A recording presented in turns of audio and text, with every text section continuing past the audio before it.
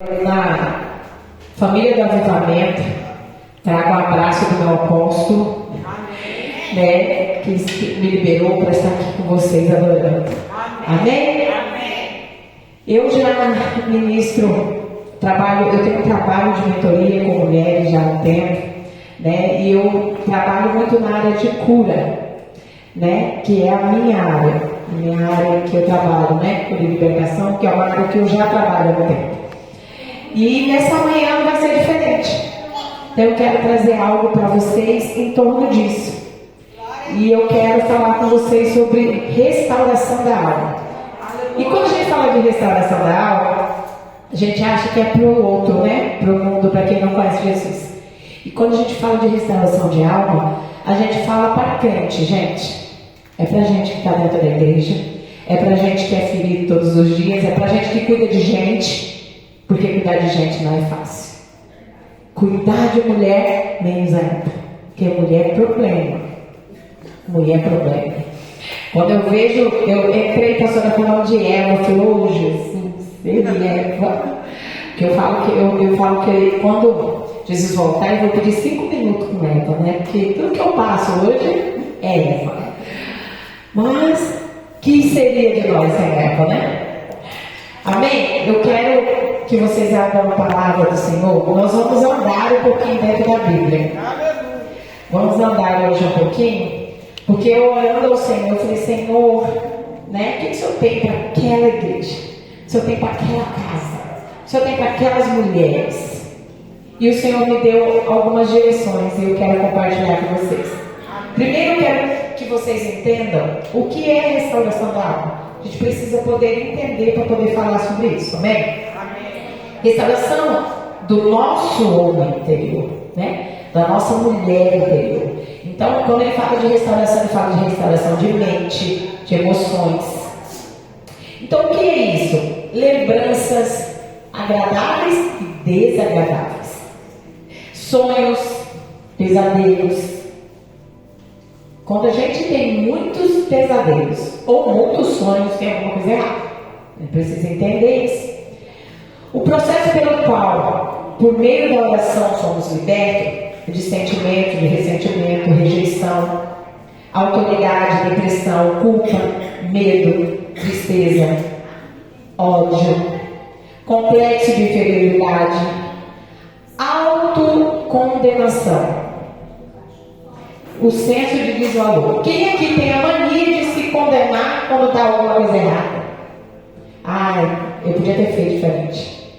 Ai, a culpa foi minha. Ai, meu filho está assim porque a culpa é minha. Quem tem isso?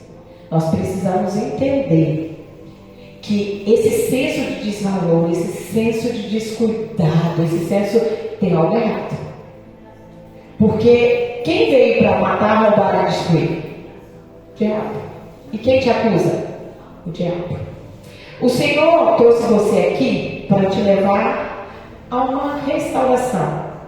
Libertar você de cadeias que têm impedido você de dar e entregar o seu coração totalmente a Ele. Nós vamos descobrir que um monte de enfermidade que temos no nosso corpo está aqui. Está aqui. Porque o que a nossa mente processa, o nosso corpo responde. Nós temos que tomar muito cuidado com isso.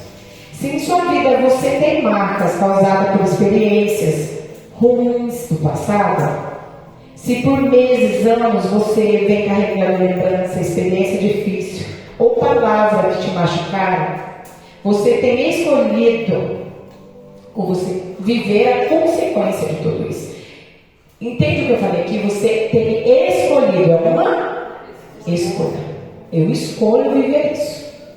Não vivo porque o outro quer que eu viva. Não, eu escolho viver. Então eu tenho uma decisão a tomar. Isso é muito sério. Quero te dizer que hoje você precisa entender o caminho para poder processar e entrar no caminho de cura. E quando eu falo de cura da alma. Em Provérbios 14, 12, ele diz assim: há caminho que ao ser humano parece direito, mas no fim dele é um caminho de morte. Olha o que a Bíblia diz. Há caminhos que o ser humano parece ser direito, mas no fim dele é caminho de morte. Entende? Então, muitas das vezes a gente está dentro da igreja, a gente está orando, a gente está fazendo, e a gente acha que está tudo certo. Mas no fim, a gente descobre que estamos mortos. Isso é muito sério. Vamos entender algumas doenças emocionais para a gente poder ir caminhando? Nossa alma é onde guarda as nossas emoções. Quando ferida, nos marca, nos machuca e nos prende.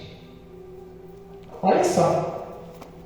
Uma maçã estragada, se não cortar a parte podre, ela vai apodrecer toda ou não vai? Toda. Se ela está com um pedacinho podre, se você não tirar aquele pedaço, ela vai apodrecer toda. E se você deixar uma outra lá do lado, ela ainda apodrece a outra. Olha o poder que tem de uma maçã podre. Então, se eu sou doente, eu ainda tenho o poder de adoecer o outro. A Bíblia já diz, pode um doente curar o outro? Um endemoniado expulsar o mundo do outro? Pode? Não pode, gente. Os ventos fortes tentam arrancar o sol castigante que nos queima. As tempestades nos tiram a beleza da flor, das folhas. Às vezes a árvore está tão verde, tão bonita, mas vem aquele vento forte, vem aquela tempestade, você esquece aquela árvore florida. Porque o vento está tão forte que você esquece de ver o fruto. Você esquece de ver a beleza. As pestes, que são os demônios, que vêm destruir, são piores do que qualquer coisa. Então, quando o nosso emocional está ruim, Satanás acha brecha e envia demônios onde vem destruir tudo aquilo que eu tenho de bom, tudo aquilo que eu está próximo, não consigo ver, eu não consigo enxergar. Vamos lá, você acordou hoje daquele dia, daquele jeito, triste, magoada. Será que se o seu netinho, pastora, vir brincar com você, você vai conseguir olhar para ele, ver o sorriso dele, ver os olhos dele, ver a beleza? Não vai, sabe por quê? A tristeza que você está é maior. Então você esquece de ver a beleza daquilo que Deus te entregou. Isso somos nós, seres humanos. Isso é de nós. Então, se eu não escolher olhar a beleza que está na minha frente, só olhar a tempestade, eu vou adoecer. Os homens são como machados que nos golpeiam com palavras duras, insultos, traições e abandono. Gente, é do ser humano trair. É do ser humano. Se nós não tivermos com o coração guardado e preparado para a decepção da nossa vida, nós vamos adoecer e vamos morrer. E você sabe o que é pior? Nós corremos um risco de perder a nossa salvação no caminho.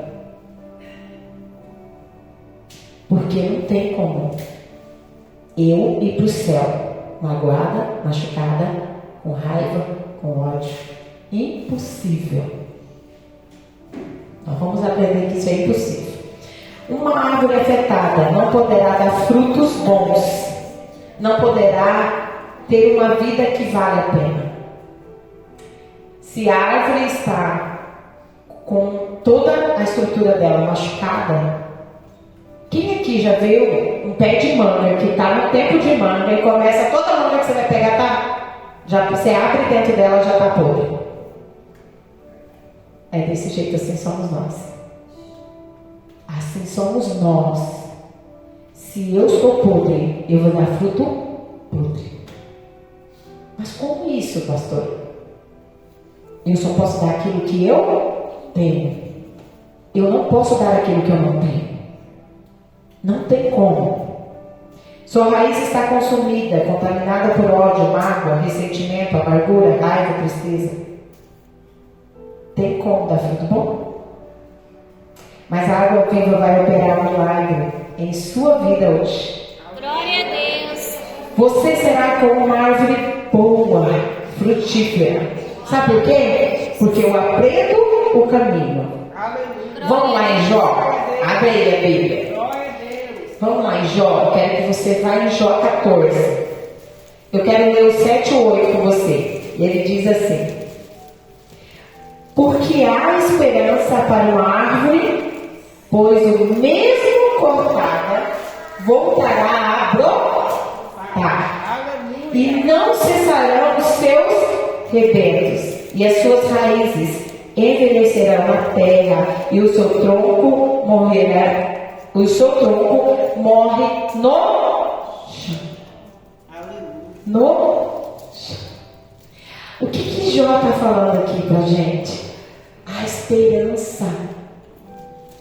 Porque quando eu falo de uma árvore podre, machucada, eu falo de um Deus que pode curar todas as coisas. Só que para Deus curar, eu preciso me posicionar, eu preciso querer.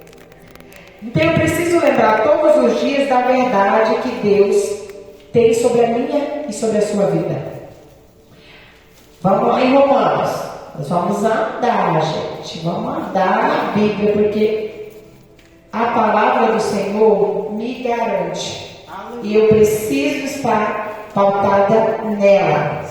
Romanos 12, 2. O 2 diz assim: e não vive conforme os padrões deste mundo, mas deixe que Deus transforme pela renovação da mente, para que possam experimentar qual é a boa, agradável, perfeita vontade de Deus. Perfeita vontade de Deus. Eu não posso me conformar com esses séculos que nós estamos vivendo, com esse mundo cruel que nós estamos vivendo. Mas eu preciso me transformar pela transformação da minha mente, pela renovação todos os dias. E o que renova a minha mente? Palavra de Deus. Aleluia. A palavra. Glória a Deus. Para que eu, olha só, Romanos ele me diz que para mim poder viver a boa, perfeita e agradável vontade de Deus, eu preciso transformar, eu preciso renovar a minha mente todos os dias. Todos os dias. Se eu não vier ser transformada, e ele não fala assim, transforma por fora. Ah, o que eu vou ver? Ele está transformando a sua mente, porque é aqui que nasce tudo. Vamos lá. Se alguém te machuca, um esposo, uma mãe, um pai, te lança uma palavra. Qual que é a primeira coisa quando ele vem aquela palavra dura? Qual que é a primeira coisa que ele faz? Não dá um aperto no coração, que é uma dor que ninguém explica. Sabe por quê? Pela medicina, o coração não dói. Então, como que você sente uma dor? Só que aí o coração aperta, você sente aquela dor, e aí você guarda. Aí sabe o que acontece? Você já começa a pensar: mas por que ele fez isso? Mas por que ele machucou? Por que ele falou assim? Mas eu não sou isso. Aí começa a alimentar. Aí desceu. Quando eu começo a alimentar a minha mente, desce para o coração. Quando desceu para o coração, pecou, irmão. Por isso que a Bíblia fala: ireis, mas não pequeis. Eu posso irar.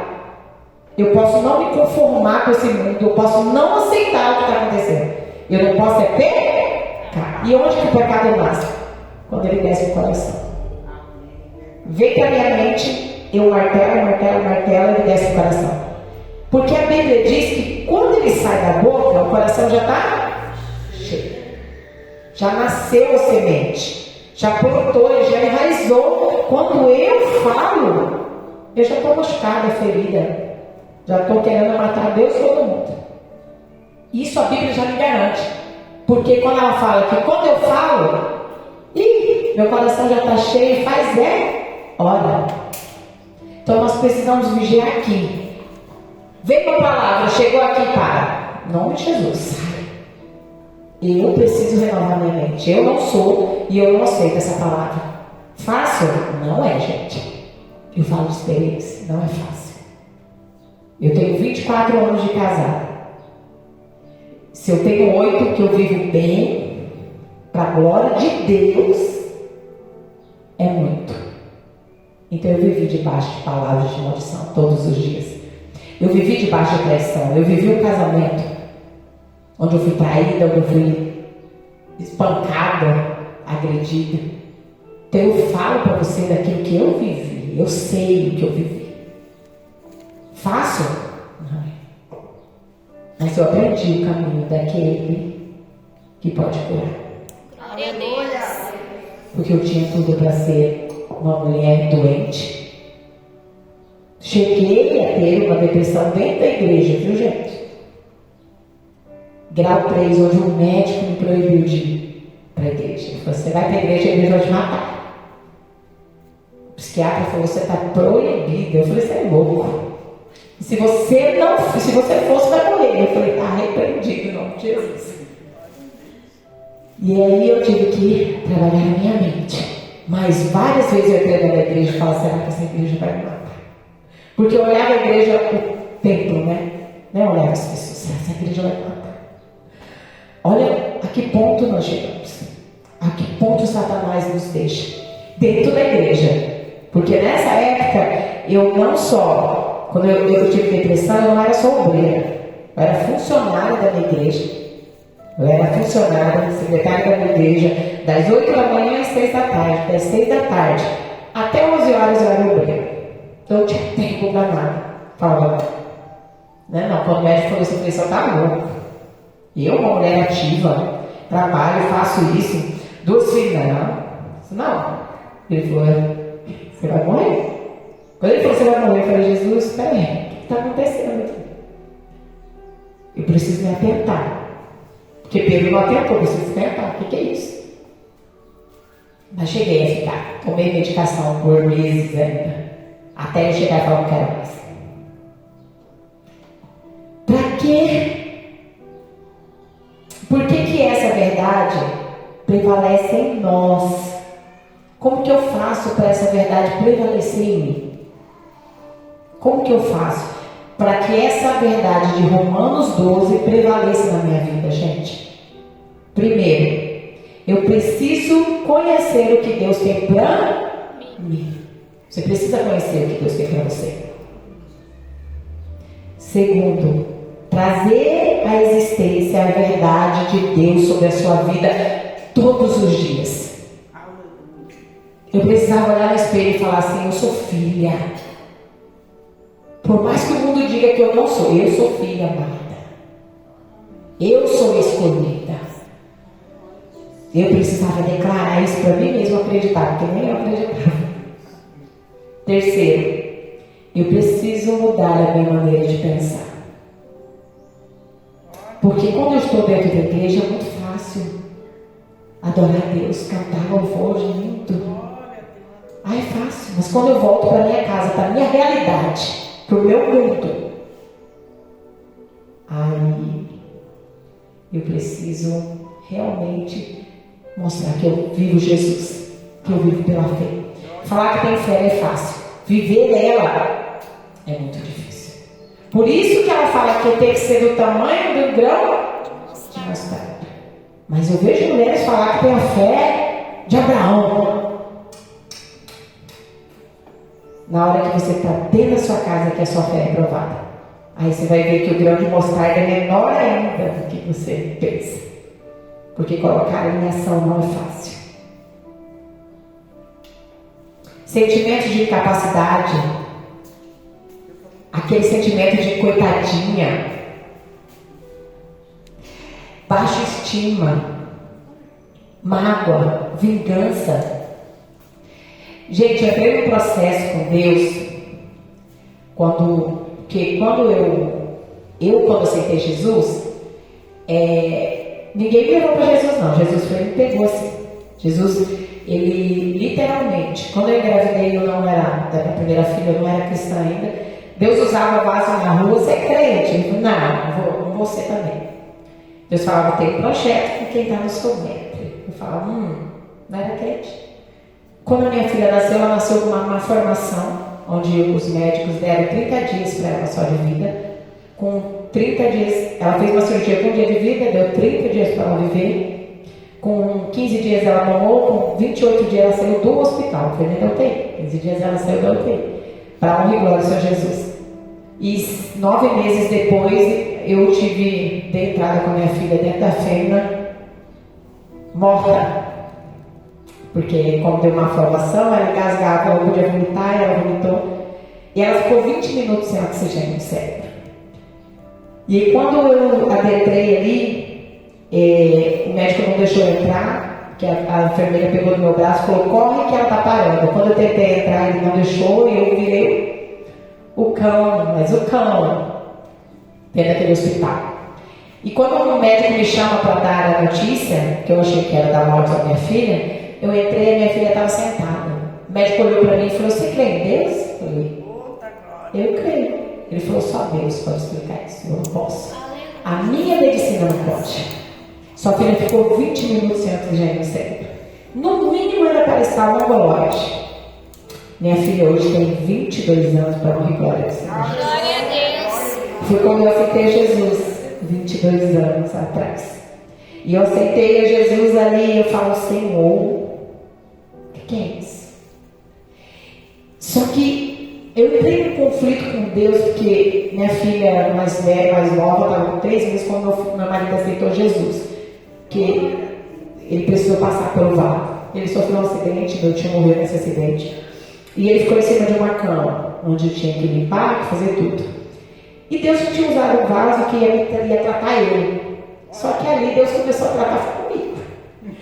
E eu falo, Jesus, e hoje eu entendo, né? Porque eu creio que sou eu creio que vai tratar comigo, né, com ele. E ali eu entrei num debate com Deus. Num dia eu acordei daquele jeito, eu falei, que Deus é esse? Que diz que vai tratar com ele, vai tratar comigo. E aí eu comecei a falar com Deus tanta coisa. Deus enviou um vaso lá na porta de casa e falei, não vou não. E eu chorando com a cara inchada, ela, Carla, vem aqui, irmã. Eu falei, sai daqui, não vou. Ela, eu tô aqui. Eu não saio.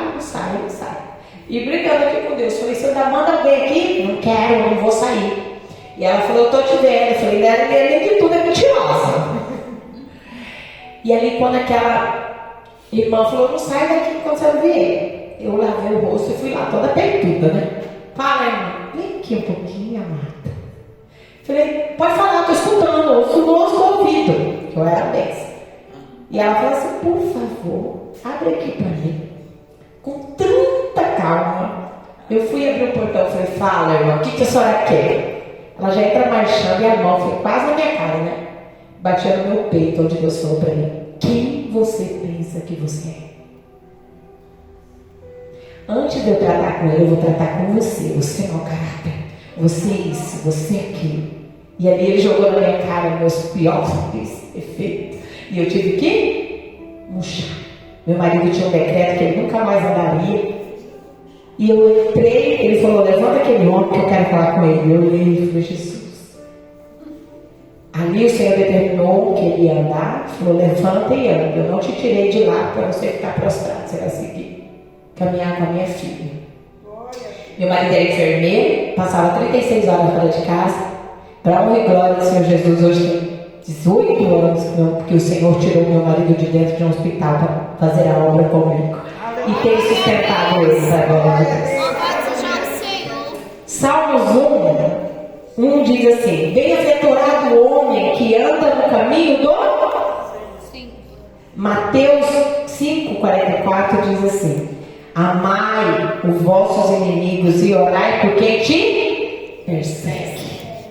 Olha só como que Deus começa a tratar. Ele fala, bem-aventurado o homem que anda no caminho dele. Se não estiver no caminho, não vai conseguir amar, não vai conseguir respeitar, não vai conseguir perdoar, não vai conseguir nada. E como que eu digo que eu estou no caminho do Senhor e eu faço tudo ao contrário? Porque aqui dentro desse templo é fácil dizer que eu amo Jesus. Caminhar com Jesus é fácil. Eu quero ver na sua casa, lá na sua família, lá com os seus, porque é lá que nós somos provados por Deus se somos realmente cristãos. Amai vossos inimigos e orai para aquele que te persegue. Quem aqui já dobrou o joelho para orar para quem persegue? Ergue a mão, quero até ver. É bem assim, gente. A Bíblia me fala que eu tenho que orar. Mas na hora que está me fazendo raiva, eu não vou orar por ele. Eu vou excomungar, vou xingar, vou fazer acontecer. Mas orar por ele é a última coisa que eu vou fazer na vida. Só que a Bíblia nos ensina que é a primeira. Porque se eu não abençoo ele, eu não posso ser abençoado. Tudo aquilo que eu planto, eu colho. Tudo que eu lanço, volta para mim. Então, quando eu não faço isso, eu sou igual a ele. Eu me igualo. Tem como Deus operar? Por que eu estou na mesma vida até hoje? Porque eu estou fazendo as mesmas coisas. Saber o que Jesus diz a respeito de nós é muito importante. E o que ele diz para nós em João 14, 27? Mas se tem falado esta paz, hoje ele vai te dar paz. Então em João, Deus garante que me dá paz. Eu sempre falo para minhas filhas: quer saber se Deus está no negócio? Tenha paz. Você vai fazer, você tem paz? Deus está no negócio. Ih, não tem paz, não dormiu direito, tem alguma coisa? Esquece, Deus não está no negócio. E eu preciso entender quando Deus está e quando Deus não está. Porque senão eu vou voltar depois e vou ter que fazer de novo a lenda. Eu vou num caminho que eu vou ter que voltar para fazer de novo. Deixo-vos a paz e a minha paz vos dou. Não vou dou como o mundo dá. Não se turbe vosso coração e nem se atemorize, diz o Senhor. Não se turbe o vosso coração e nem se atemorize, não tenha medo. O Senhor, ele nos cura. Isaías 53, 5 ele diz: cura física. Ele fala aqui de cura física, cura emocional e cura espiritual. Entende que nós precisamos de 3 tipos de cura? Física, do meu corpo, que eu profetizo sobre a sua vida em nome de Jesus. Glória a Deus. Emocional e espiritual. Glória a Deus. Ele vai curar hoje você. Mas ele foi transpassado pelas nossas transgressões, moído pela nossa iniquidade. O castigo que nos traz a paz estava sobre ele, e pelas suas pisaduras nós fomos sarados. Glória a Deus. Nós fomos sarados pela pisadura de Jesus. Aleluia, Jesus. Gente, quando eu olho para a cruz, eu lembro da dor de Jesus. Eu só posso imaginar, mas não posso nem mensurar. Meu corpo já arde, dói. Imagina ele. E foi por causa de mim e de você. Porque se Deus nos dá paz, se Ele nos cura, por que nós permanecemos sem paz e sem cura? Por que quando eu falo algumas coisas, o meu coração ainda dói? Por que algumas atitudes do outro ainda me ferem? Se a palavra me diz que o Senhor cura, sara, e que Ele me dá paz. Por que isso acontece? Você já parou para perguntar isso para você mesmo? Então vamos lá. Primeira coisa, porque nós não conhecemos o poder curador de Jesus.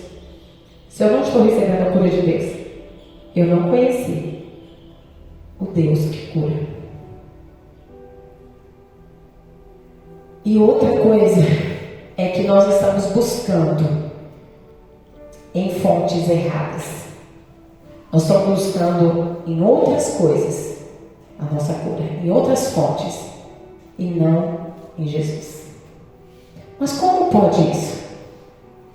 Por muitos anos do meu casamento frustrado, eu busquei me esconder nas minhas filhas. Eu me escondia nelas. Eu vivia para elas. Parei de viver para viver para elas. Porque o meu mundo era elas e eu queria elas. Então, para mim não sofrer tanto com o casamento frustrado, eu grudei nas minhas filhas. Com isso, veio a consequência. E eu acabei envolvendo elas demais naquilo que elas não precisavam ser envolvidas. Acabei ferindo o coração delas com o pai. E que a restauração até hoje ainda não terminou. Porque hoje ela já tem 23. E ela viveu muita coisa comigo. Então até hoje ela tem um problema muito sério com o pai. Não só com o pai, mas com o homem. Ela está no primeiro relacionamento que ela trouxe para casa. E eu vejo a imposição dela. Eu falo, Jesus. E eu sei que a culpa é minha. Porque eu não busquei na fonte, não busquei da forma correta e hoje eu estou com consequências.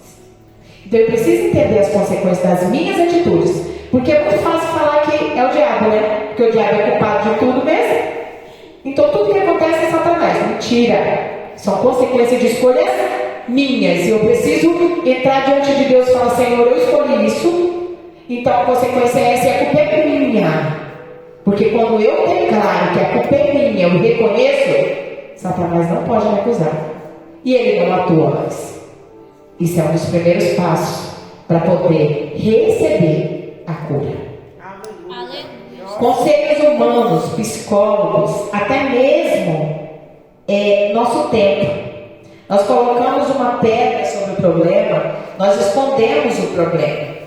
Porque é mais fácil eu esquecer do que viver. Por quê? Se eu viver, eu tenho que resolver. E muitas das vezes eu não quero resolver. Só que o problema continua embaixo da pedra. Você só colocou uma pedra. O problema continua lá. E aí, como que fica? Eu não resolvo o problema, eu não perdoo, eu não faço nada.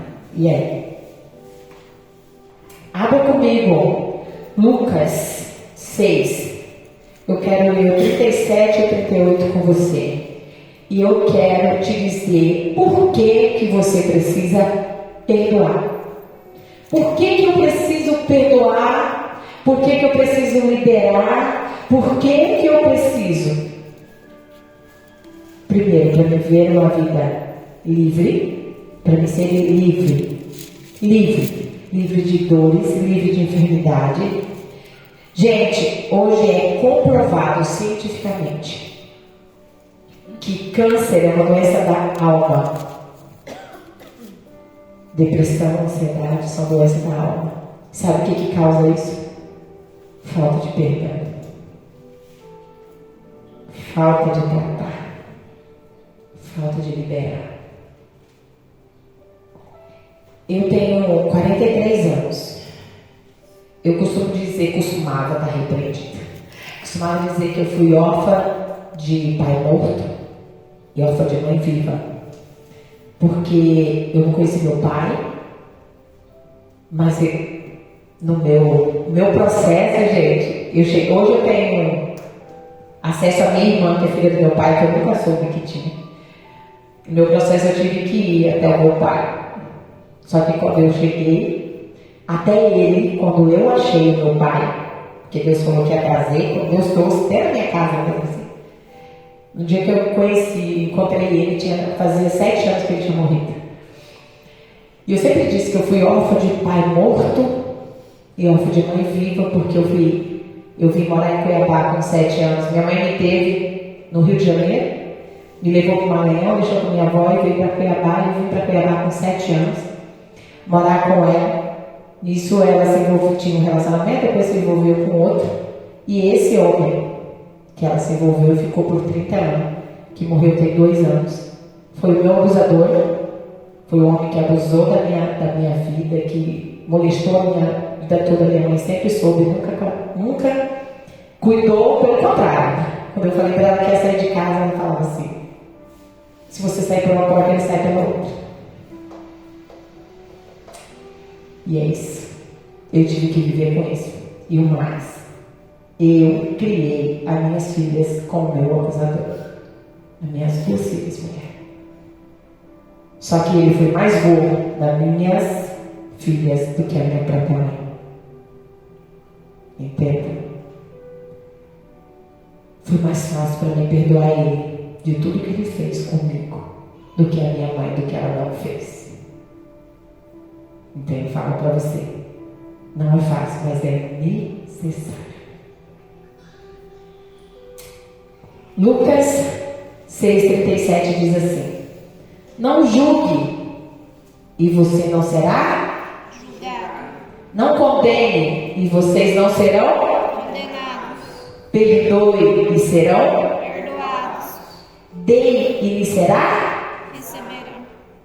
boa medida, prensada, sacudida e transbordante será dada a você, porque a medida que tiveres medido, vocês serão medidos. Quando essa palavra do Senhor veio ao meu coração pela primeira vez, eu lembro como se fosse hoje. Gente, tudo que eu dou, eu recebo 3 vezes mais. Você percebeu aqui? 3 vezes mais. Se eu julgar, eu vou ser julgado 3 vezes mais. Se eu condenar, eu vou ser condenado 3 vezes mais. Se eu perdoar, eu vou ser perdoado 3 vezes mais. Porque é o quê? Olha só, na boa medida, você já colocou, ela está na medida. Certo? Você jogou ali, está na medida. Só que aí você vai dar uma sacudida ali, colocou, você vai colocar mais um pouco, certo? E aí você vai recalcar. O que é isso? Apertar até juntar tudo lá. E aí você vem com a outra medida, que vai transbordar. É tão juntinho, na primeira você junta, já fica aquilo ali. Você vai jogar e ele ainda vai apertar. Ele fala que vai recalcar e deixar tudo apertadinho. E aí que ele vem com a outra medida, que já é transbordante. Então, se eu não perdoo, eu não sou perdoado. A palavra diz. Mas se eu perdoo, eu tenho uma boa medida. Aleluia. Recalcada e transbordante. Essa é a promessa de Deus para a minha vida e para a sua vida. Sim, Senhor, aleluia. E eu vivo isso.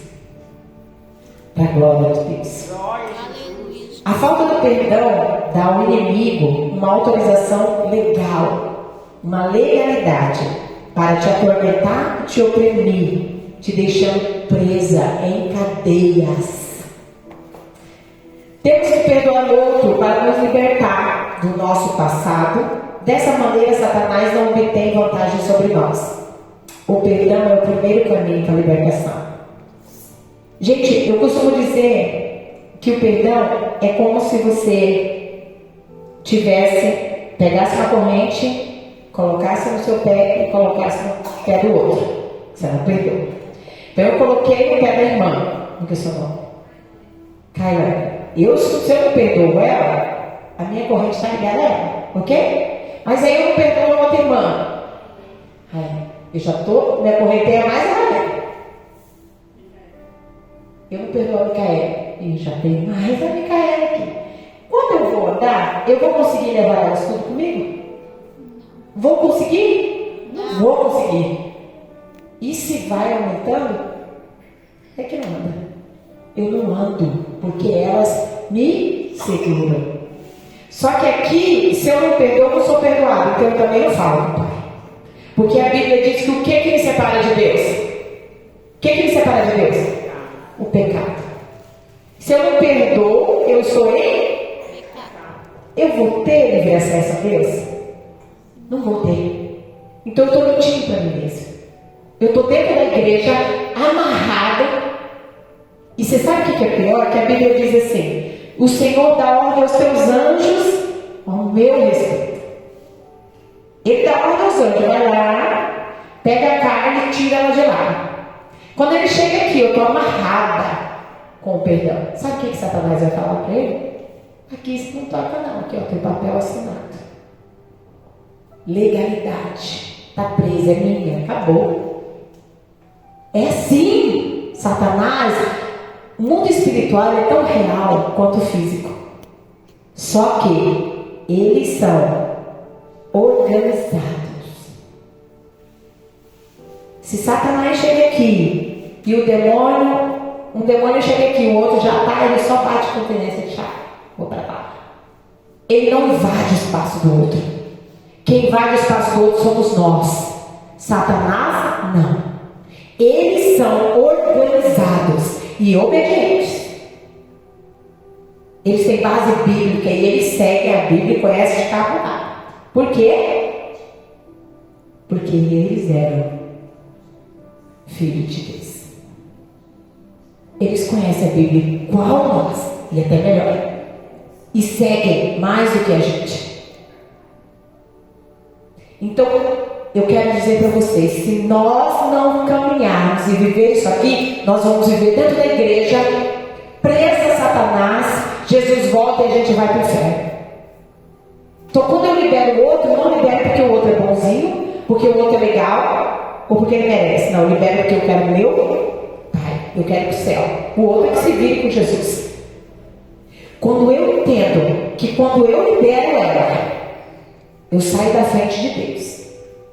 Eu libero. E aí é com Jesus. Vamos entender que o perdão é o caminho para a libertação? A raiva, o ódio, sinal de amargura. A amargura é sinal de perdão. Isso é terreno fértil para o diabo plantar todas as obras malignas na sua vida. Satanás, ele não respeita pessoas que vivem com mágoas, rancorosas e falta de perdão. Acabei de falar com vocês. Se tem um anjo de lá para cá, tem mãe orando, tem pai orando, tem pastor orando, vem anjo de lá para cá e fala que isso não vai, porque aqui é meu. Papel assinado. Então não adianta orar. Não adianta ser crente 6 horas. 6 horas por mim aí que tá tudo bem. Não adianta. Satanás tem papel assinado. Isso é posição, é uma escolha minha. Eu escolho. Aí já não é com Deus. Já não é com o seu pastor. Já não é com seus pais. Já não é com seu marido. É com Deus. E é você e Deus, não é mais ninguém. Há uma força tremenda no perdão. Ele traz o caminho para Deus, traz cura para a alma e o mais importante, quando perdoamos, desligamos essa pessoa de nós, mas não de Deus, pois o tratar é de Deus e não meu. Quando eu perdoo, eu desligo elas de mim, mas elas estão ligadas a Deus. E o tratar vem do céu, não de mim. Porque o tratar do homem é de uma forma, o tratar de Deus é outra. E nós não entendemos e não sabemos a hora. Andar em perdão é andar em vitória. Quando você perdoa os que te ofenderam, você é o primeiro a experimentar a libertação. Agora eu quero te explicar o perdão em 3 tópicos, para a gente poder entender o que é o perdão. Porque senão eu acho que eu espero uma coisa e o perdão não é isso. O primeiro tópico do perdão. Perdão não é esquecer. Quando eu falo para vocês aqui o que eu vivi com a minha mãe e com o meu padrasto, eu esqueci? Não. Só que hoje não me fere mais. Mas já me feriu. Quando hoje eu falo que eu fui órfã de pai morto, meu pai não estava morto. Mas eu não tinha ele. E eu sofri muitas vezes. Eu tinha minha mãe dentro de casa. Mas ela não me amava. Não cuidava. E isso eu sofri. Só que hoje isso não me machuca mais. E pelo contrário, eu fiz muito ao contrário com as minhas filhas. Eu procurei ser aquilo que ela não foi comigo. Só que muitas vezes eu fui dormir chorando, acordei chorando. Eu lembro de um dia que eu ajoelhei na cama depois de uma briga com a minha mãe. Eu passei a noite inteira, nova convertida, chorando e falava: Deus, eu não saí dessa mulher. Que mulher é essa? Não. Esse é um bicho, mas não é. Muitas vezes. Só que hoje isso não me dói, porque eu tomei a decisão. Então, perdão, a primeira coisa que não é esquecer. Você não vai esquecer o que te fizeram. O abandono, a traição. Não vai esquecer.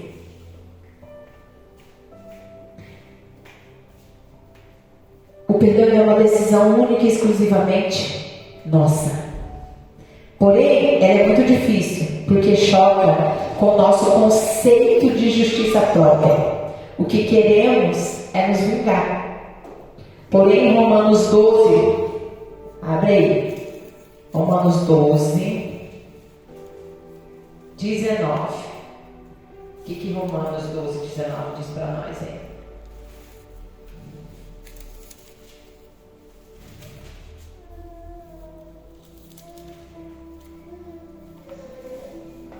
Meus amados, não faça justiça com as próprias mãos, mas dê lugar à ira de Deus, pois está escrito: a mim pertence a vingança, e eu que retribuirei, diz o Senhor. Olha como que isso é forte. Não faça justiça com as próprias mãos. E o Senhor diz assim: a mim, filha, pertence a vingança. Eu retribuirei por você. Eu farei. Então, como Deus falou para mim, é eu que trato. É eu que faço. Faz a sua parte. Foi fácil? Chorei muito. Coitada da minha pastora, né? Eu chorei muito. Gritei, esperneei como uma menina mimada, rebelde. Mas eu aprendi. Eu aprendi. O perdão, eu preciso decidir.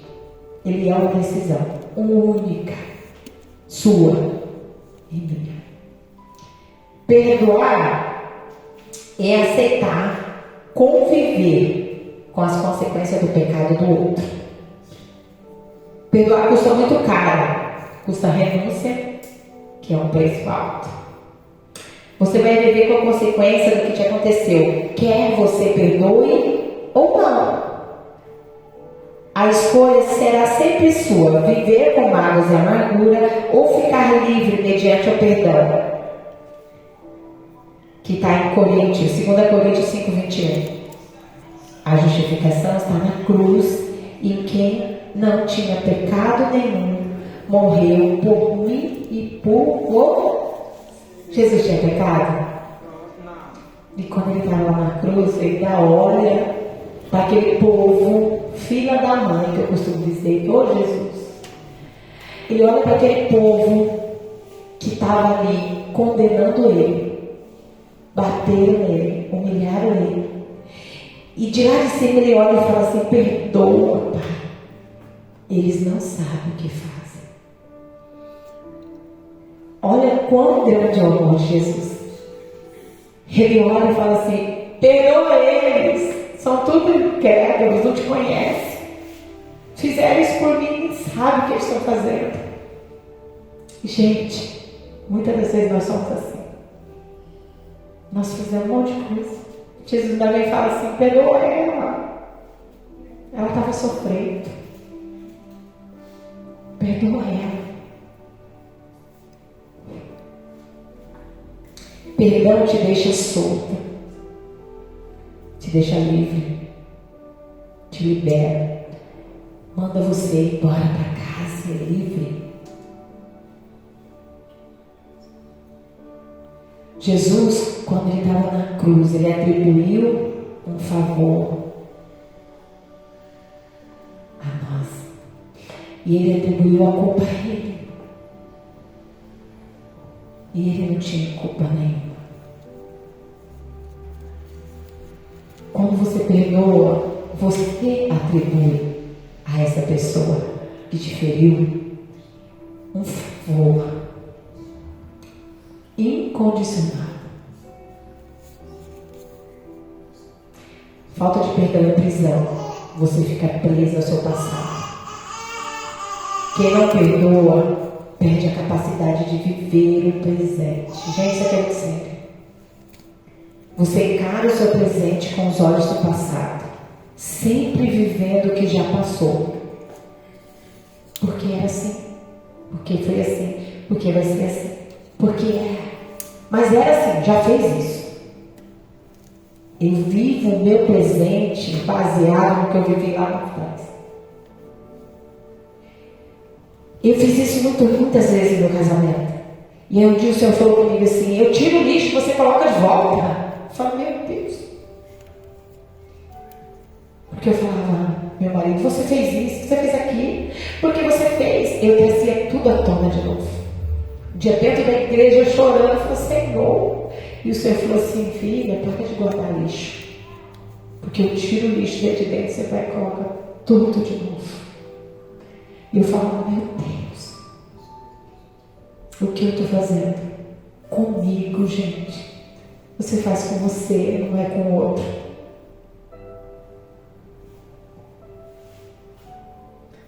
Com isso a amargura vai perdurando em relacionamentos presentes. A confiança acaba.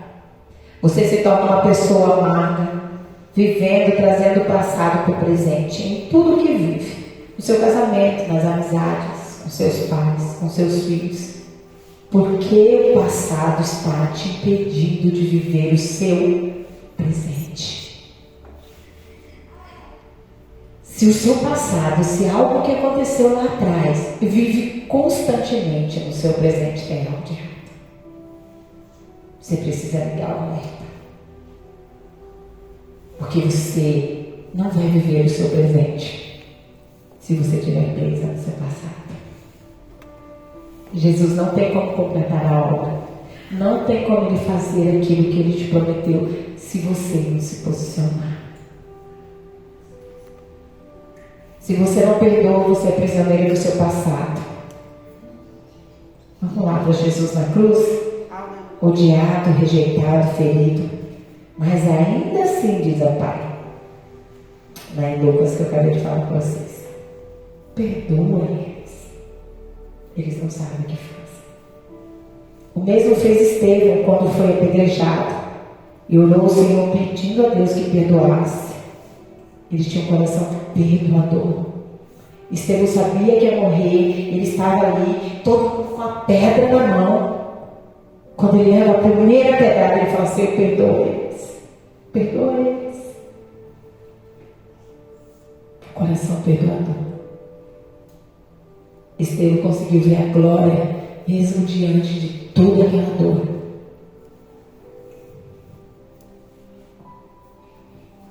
Exemplo, os pais que não concordam com o casamento, com a profissão dos seus filhos.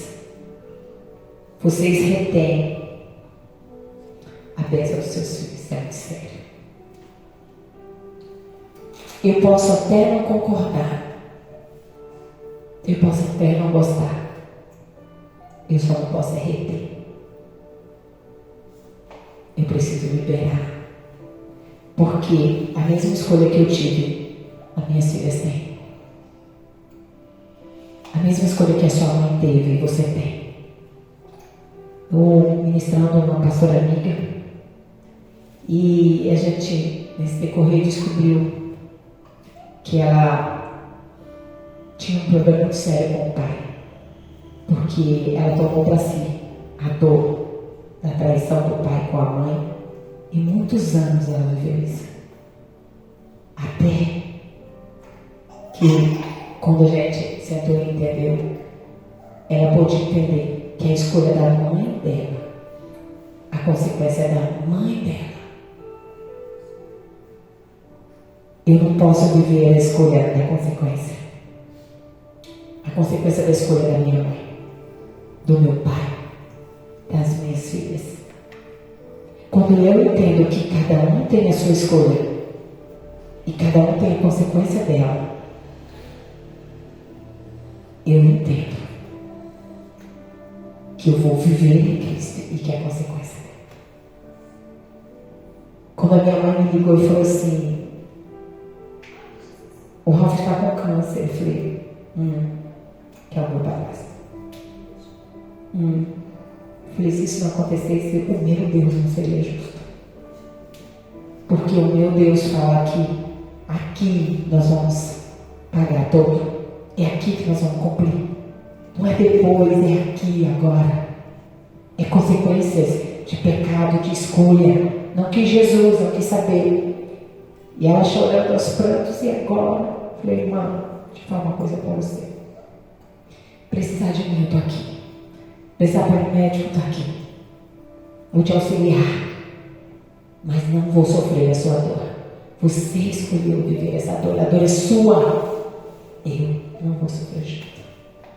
Vou te auxiliar, vou te ajudar no que precisar. Sofrer junto. Não vou. Essa é a posição de quando eu entendo que por mais que me fez mal, eu vou te auxiliar, só não vou sofrer. Porque a dor é sua. É fácil? Não é. Mas quando eu entendo em Deus, e quando Deus me cura por completo, se torna fácil. Amém. Quem não perdoa fica sendo atormentado por demônios. Mateus 18. Vem aí, 18. Vamos lá. Mateus 18, 21. Eu quero ver com vocês. Até o 35. Diz assim. Então Pedro aproximou e perguntou a Jesus: Senhor, até quantas vezes meu irmão ficará contra mim? E eu lhe perdoo? Até 7 vezes? Então Jesus respondeu: Não digo você que perdoe até 7 vezes, mas até 70 vezes 7. Por isso o reino do céu, semelhante a um rei que resolveu ajustar contas com seus servos. Olha a parábola que ele faz. E passando a fazê-lo, lhe trouxe o que lhe devia 1000 talentos. E não tendo ele, porém, como pagar, o senhor desse servo ordenou que fosse vendido a mulher e o filho e tudo o que possuía, assim a dívida seria paga.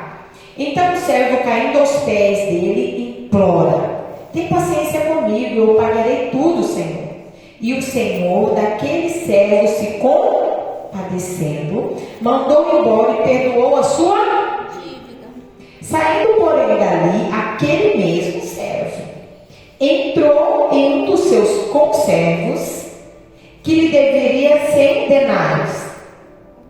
Agarrando, começou a sufocá-lo, dizendo: Pague-me o que você me deve.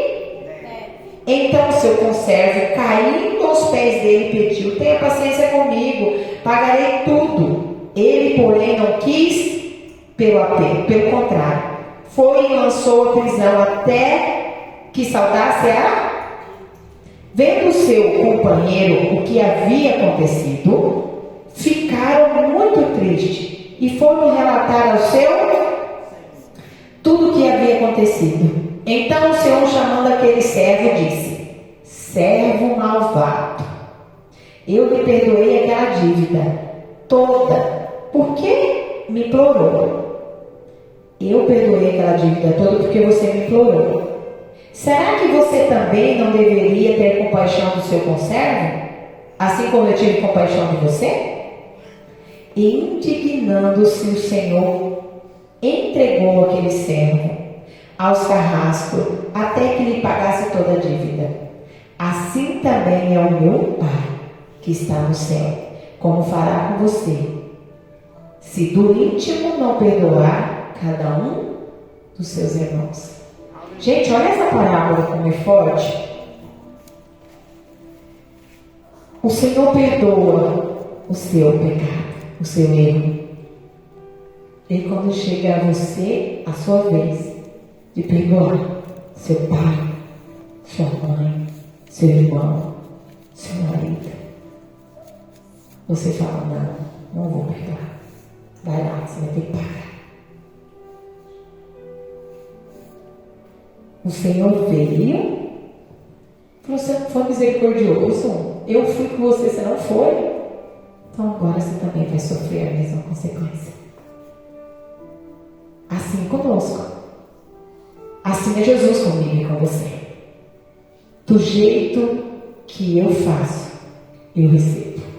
Ah, mas é vingança? Não, é colheita. É colheita. Eu preciso entender. O Senhor chama o servo de malvado. Não perdoa a fim de ser entregue e atormentado a demônios. Porque ele fala aqui que ele foi entregue aos atormentadores. Isso significa que ele foi entregue a demônios, que foi atormentar a vida dele. Amém? Quando você não perdoa, dá autoridade a demônios para agir na sua vida. Deus é um Deus de legalidade. O mundo espiritual é papel assinado, como eu já falei para vocês. Sua bênção pode fluir livremente sobre um servo, quando se ainda de acordo foi instruído pelo rei. Sua bênção só vem se você agir de igual modo com o próximo, como Jesus ensinou. Quando você desobedece, fica de fora da proteção do Senhor. Em vez de bênção, você adquire maldição. Entende o que é isso? Ou é bênção ou maldição? Se eu não estou debaixo da bênção, eu estou debaixo do quê? Maldição. Não tem como. Aí eu vou viver vida de bênção? Mas eu estou dentro da igreja. Não interessa. Não interessa. Porque Deus, Ele sonda o seu coração. Ele sonda a intenção do seu coração. Então, vigie. Porque Deus, Ele não está preocupado com a nossa estrutura física, com o meu fazer. Ele está preocupado com a intenção do meu Coração. Senão não vai. Você não perdoa porque você é bom ou porque a pessoa é boa, mas sim porque você é obediente. Perdão libera perdão. Quem perdoa é? Perdoar. A fé sem perdão não opera milagre. A autoridade sem perdão é um desastre. Deus não pode operar. Você entende? Isso aqui é tão sério, gente. A fé, eu posso falar que eu tenho fé. Se eu não perdoo, de nada adianta a minha fé. Eu não vou ser curado. Eu não vou viver milagre. Eu não vou viver vida de obediência. Eu não vou viver aquilo que Deus me prometeu. Por quê? Porque eu não perdoei. Autoridade sem perdão é um desastre. Não adianta eu falar que eu tenho autoridade sobre a vida de alguém, sobre alguma pessoa, se eu não perdoo. É desastre. Porque eu só posso dar aquilo que eu tenho. Para andarmos em bênção é necessário que andemos em perdão. Diante dele, diante de Deus e diante dos outros. E diante de nós mesmos. O nosso perdão libera cura para Deus, para as pessoas que estão próximas e para nós mesmos. Existem muitas enfermidades provenientes de falta de perdão. O perdão ele tem que ser tríplice, porque as mágoas podem ser. Então assim tem que ser o perdão. Perdoar a si mesmo muitas vezes é mais difícil. Porque o diabo ele aprisiona a sua mente, atormentando você, te acusando de pecados do passado, transgressões, faltas não confessadas. Que tem um espírito que atua nessa área para sucumbir você em culpa, para que você não aceite o perdão de Deus para você. Nós precisamos entender que Deus ele já nos perdoou. Amém. Mas eu só posso ser perdoado quando eu perdoo. E eu preciso entender esse perdão de Deus na minha vida. Amém. Eu preciso perdoar, primeiramente, ao outro, segundo, a mim mesmo, e terceiro, a Deus. Mas como que eu posso perdoar a Deus? Quando nós perdemos algo, quando nós perdemos alguém, quando algo acontece de ruim, qual que é a primeira coisa que a gente fala? Nós, cristãos.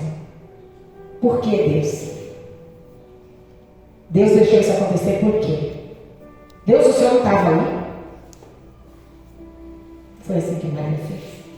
Se o Senhor estivesse aqui, meu irmão tinha morrido. Nós culpamos Deus por erros nossos. Você não perdoa Deus porque Ele te fez algo, mas porque você automaticamente já atribui a Ele uma culpa que não é dele. Eu tenho que me relacionar com irmãos como a Bíblia me diz em Mateus 5.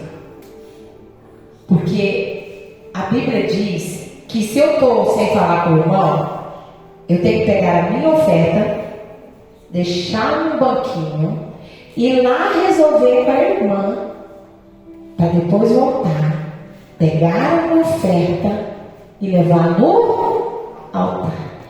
Se Deus não recebe dinheiro, que é oferta, Ele vai receber oração? Ele vai receber louvor? Não vai. Ele fala, se você tem problema com seu irmão, pega a sua oferta e deixa no banco, vai ter um irmão, depois você vai levar. Se ele não aceita a sua oferta, que é dinheiro, que ele não precisa, ele vai receber o seu louvor? Ele vai receber a sua oração? Não vai, não. Eu oro, não acontece, o céu está de bronze. Perdão é a chave. Liberar perdão é a chave. Eu volto a viver sempre a mesma coisa. Vai, volta. Eu estou sempre do mesmo jeito. Tem alguma coisa errada. Temos que virar a chave. Tem alguma coisa escondida. Mas eu já perdoei. Bom. O que você entende de perdão? Perdão não é sentimento. Perdão é uma decisão. Perdão não é esquecer. Perdão é conviver com a consequência do pecado do outro. Eu sempre digo, uso de exemplo. Mulher é casada há uns 20 anos. O marido vai, cai. Traiu ela, parou. Lá ficaram os dias separados. Depois voltaram. Ela decidiu perdoar ele e aceitou ele. Só que aí o fruto, aquele relacionamento que ele tiver, a mulher engravidou. A mulher engravidou. Só que a mulher que perdoou o marido. A criança tem culpa? Não. Mas ela é a consequência do pecado dele, não é? Sim. Fruto da traição. A mulher decidiu perdoar o marido, lutou pelo casamento. Agora ela vai ter que olhar para aquela criança todas as vezes. E ela vai ter uma escolha a fazer. Eu escolho olhar a criança como fruto da minha traição. O fruto da traição do meu marido. O fruto da infidelidade. Ou eu vou olhar ele como fruto do meu perdão. Amém. Esse é o fruto do meu perdão. Eu decidi perdoar o meu marido. Esse é o fruto. Eu vou ter que conviver com essa criança todos os dias, olhar para ela e falar, esse é o fruto do meu perdão. Você entende o que é isso? É muito sério. E eu preciso entender isso. Perdão não é sentimento, ele é uma decisão. É um ato de obediência a Deus.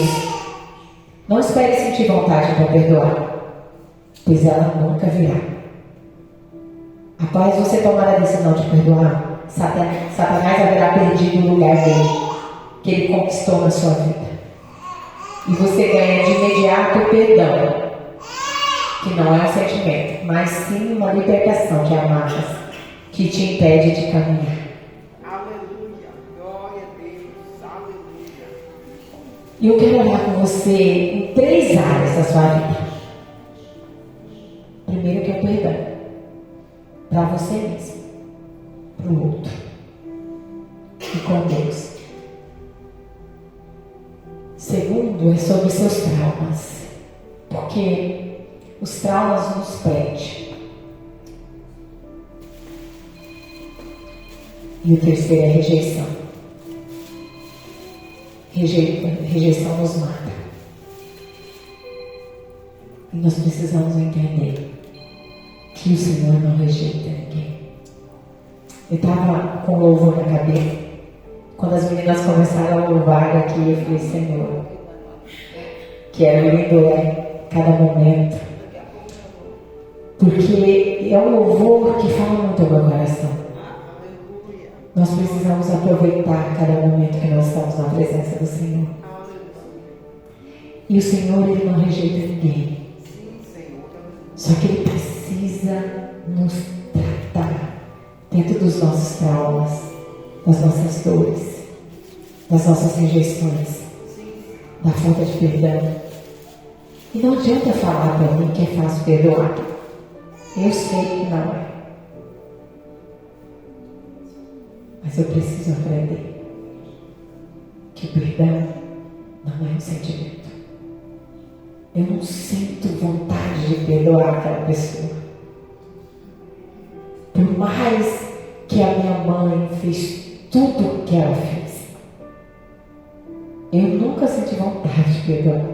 Eu nunca senti vontade de estar. Quando meu padrasto faleceu, minha mãe veio morar comigo. E foi um dos piores anos da minha vida. Que eu falei, Senhor, tem misericórdia. Eu tive que realmente conviver com a consequência do meu perdão. De estar ali, ter que cuidar. Porque ele sofreu um acidente, quebrou o braço, eu tinha que ficar. Eu falava, Deus, é prova comigo mesmo. E você fala, não é para você. É para as suas. Que você está plantando aqui. Você vai colher mais tarde. Independente do que ela fez, do que ela foi, eu precisava ser filha. Eu precisava cuidar. Mas eu orei muito. Muito. E o Senhor conhece a necessidade do meu coração. Amo. Falo, mas Jesus está lá. Hoje eu namoro em São Paulo com a minha tia, para a honra e glória do Senhor Jesus. Falo bem pouco, mas procuro estar falando. Uma coisa que eu tive que lutar dentro de mim. Que se fosse por mim, era tchau e benção. Não queria mais nem ver. Porque era muita dor. E eu louvo a Deus porque eu consegui viver e passar isso. E hoje eu trago com maior naturalidade para a glória de Deus. Mas foi fácil? Não foi. Várias vezes eu tive que falar, Senhor, me dá paz. Paz. Então eu quero convidar vocês a colocar de pé.